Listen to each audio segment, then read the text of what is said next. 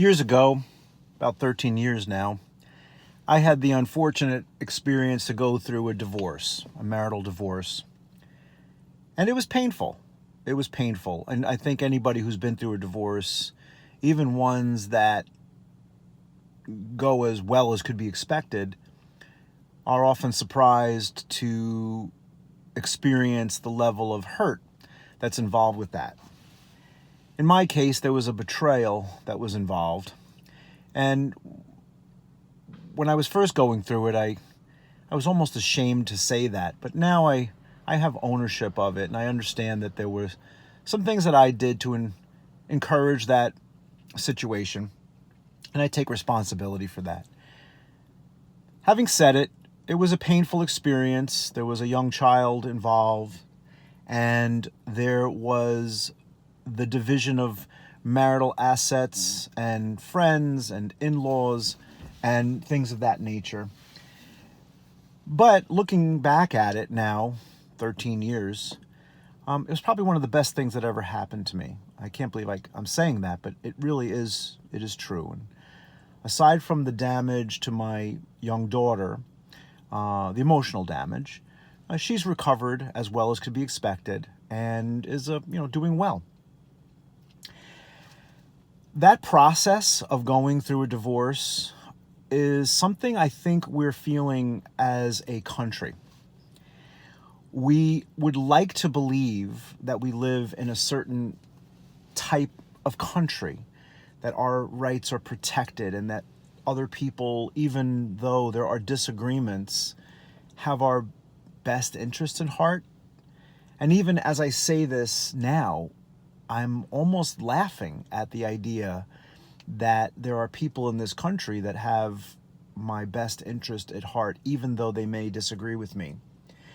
I grew up in a time when there was an idea, in fact, it was a liberal idea, that I may disagree with what you say, but I will fight to the death for your right to say it. And that old adage just doesn't feel true anymore. It doesn't feel in any way, shape, or form that it has validity anymore. The news over the last 18 months has just been a barrage of catastrophic failures. Catastrophic failures. And it's very easy to get discouraged and feel just demoralized. And I think that's actually part of the plan. I really do. I think your overlords, our overlords, are making everything operate according to just that very plan. To have a people completely demoralized, completely broken up and fractured, and ultimately controlled. The most recent imagery that we're seeing is that of hordes of immigrants, illegal immigrants, streaming into our country, quote unquote country, and not being checked, caught in any way.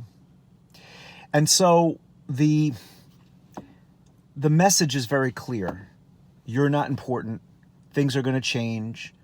Your governmental leaders, most recent presidents Biden and Trump, have both expressed, let them come, let them come.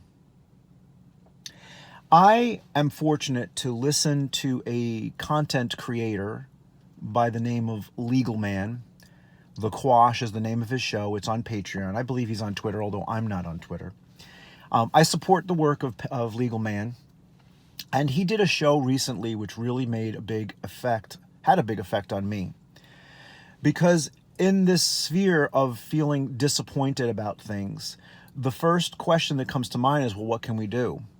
And I think a few of the things that we shouldn't do or shouldn't waste our time doing is focusing on working on changing things by putting our hope in political parties and structures that exist as they exist today.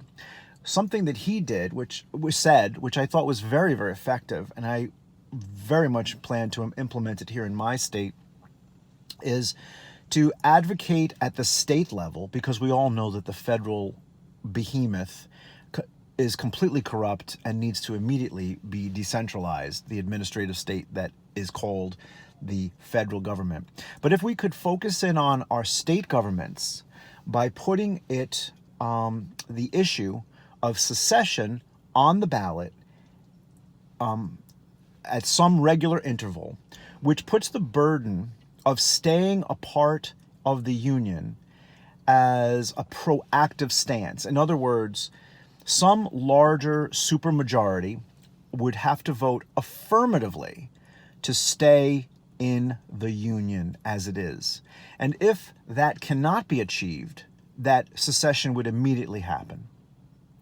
Now, you may be asking yourself, well, you just got done talking about how voting doesn't work.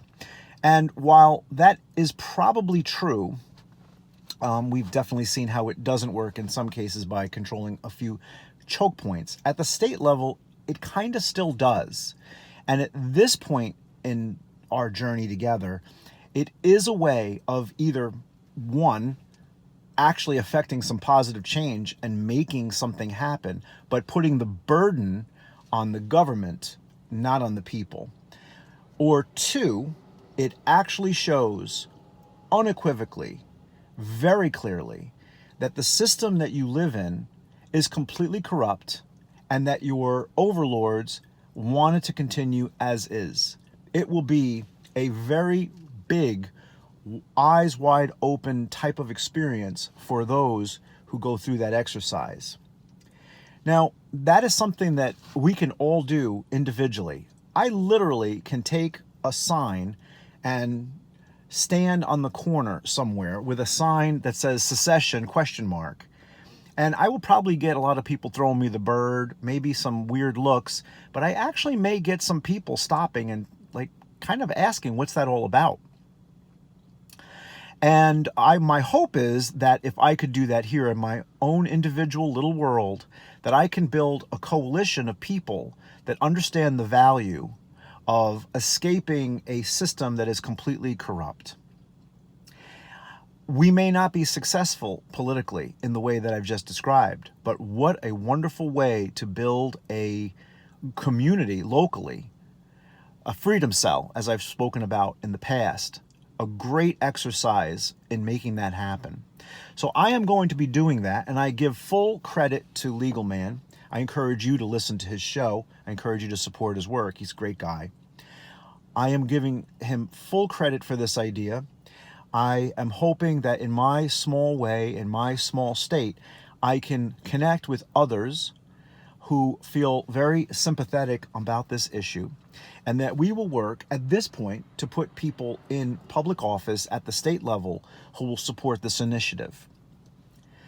The idea that the people are always on the end of having to make a case or prove a point is something that I think we need to get away from. It's something that if we could put the burden more on the government in all spheres, that's a whole other show in terms of the court system and just everything that comes along with a person trying to navigate life in a bureaucracy. But in this small way, if we can actually put this issue on a ballot, I think it will demonstrate to people either that there is some hope or that the system is so broken we cannot expect to get out. And it will hopefully wake some people up to really the reality. A lot of people are simply going through their life trying to cope as best they can. Who can blame them, really? And they haven't been able to latch onto the idea of just how truly broken it is and how critical it is that we are immediately, the federal system, decentralized and power brought back to a smaller, manageable, more accountable form of government, as was envisioned by the founders. I don't think that the founders envisioned this system, this large system, a country of 330 million some odd people, governed by a handful of people.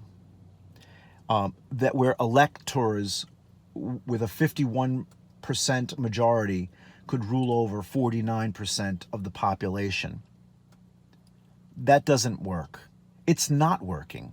And it is clearly being implemented in a way that is antithetical to our interest as citizens. One other point. I think it's very important for us, as we're being poked and prodded, to not fall into the bear trap that is being set for us. Your overlords want you to have a response. In fact, the more violent, the better. You, as a person who has questions and concerns about the jab, or about your civil liberties, or about going through society without having to prove your health status to anyone, all of seeing images on the news of hordes of Haitian immigrants pouring in, losing a 20-year war, 20-year struggle, seeing and being humiliated in such a way. You're being poked, you're being prodded. They want you to react in a negative way. They want those fences that they're putting up to be a "I told you so," so that they can drop the hammer and really put us into the social control that they really are ultimately going for. I don't think that we're ready to jump, nor should we be ready to jump into that trap that is being set for us. We need to choose our battles when we want to fight them and how we want to fight them.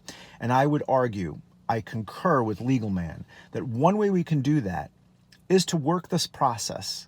Work it at the state level. Build your network.